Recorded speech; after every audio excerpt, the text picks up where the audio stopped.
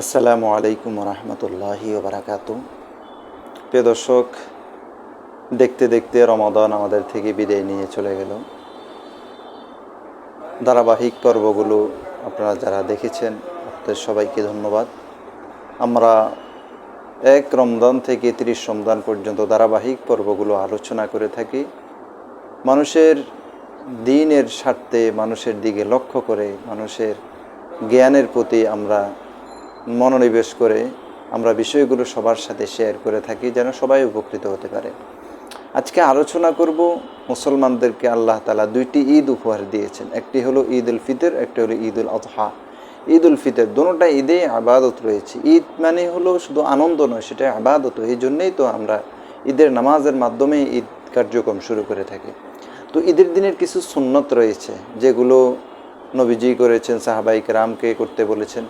কিছু সুন্নাত হলো যে ঈদের দিন অবশ্যই ফজরের নামাজ জামাতের সাথে আদায় করে আর না ঘুমানো, সুন্নত রূপে গোসল করে উত্তম জামা কাপড় পরে সুগন্ধি ব্যবহার করে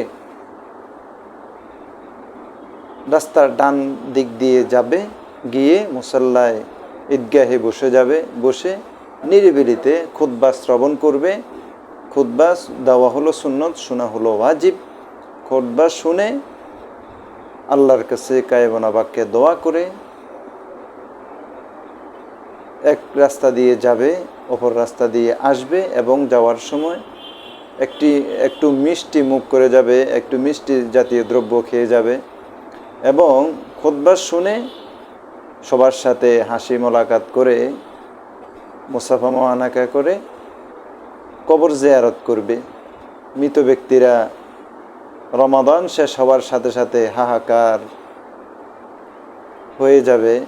তো প্রত্যেকের দায়িত্ব তাদের মৃতদের কবর জিয়ারত করবে, তাদের স্মরণে ইসালে সওয়াব করবে, সাদকায়ে জারিয়া করবে।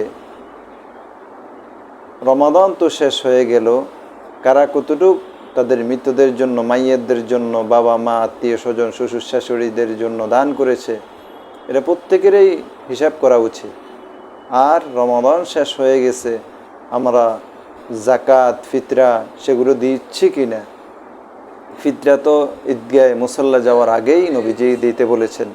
এই জন্য ফিতরার বিষয়টা আমরা ঈদগাহে যাওয়ার আগেই, অর্থাৎ ঈদের দিন সকাল হওয়ার সাথে সাথে যেন আমাদের এগুলো পরিশোধযোগ্য হয়ে থাকে। আল্লাহ আমাদেরকে বিষয়গুলো বুঝার তৌফিক দান করেন। দিন প্রচারের উদ্দেশ্যে আলোচনাটি শেয়ার করে দিন। আসসালামু আলাইকুম ওয়া রাহমাতুল্লাহ।